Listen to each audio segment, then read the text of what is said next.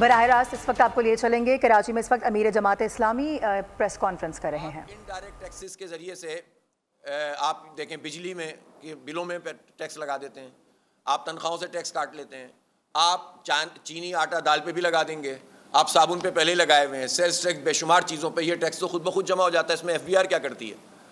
جن سے جمع کرنا ہے وہ آپ کرتے نہیں ہیں، وہاں یہ پورا ڈپارٹمنٹ جو ہے وہ ملی بھگت کر کے 2 نمبری کر رہا ہوتا ہے۔ تو جو کام حکومت کے کرنے کا وہ کرے نہیں، اور زبردستی لوگوں سے جو ہے وہ ٹیکس وصول کر لیا جائے اور انڈائریکٹ ٹیکسز کا جو ہے وہ ایک نیٹ ورک اور نظام بنا دیا جائے، ظاہر ہے کسی صورت میں بھی قابل قبول نہیں ہو سکتا۔ لہٰذا ہم ایک مرتبہ پھر یہ کہتے ہیں کہ جتنا بھی اس بجٹ کے اندر انہوں نے بات کی ہے یہ خلاف واقعہ ہے، اور پاکستان کو ایک مرتبہ پھر یہ ایک معاشی دلدل میں پھینک رہے ہیں۔ یہ دنیا میں واضح بات ہے کہ IMF جہاں جاتا ہے وہ قوم پنپتی نہیں ہے، وہ قوم مزید برباد ہوتی ہے۔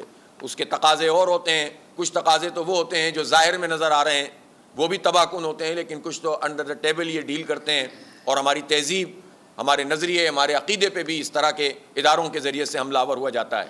وہ تو ایک الگ تفصیل ہے جس پر کبھی گفتگو کی جا سکتی ہے۔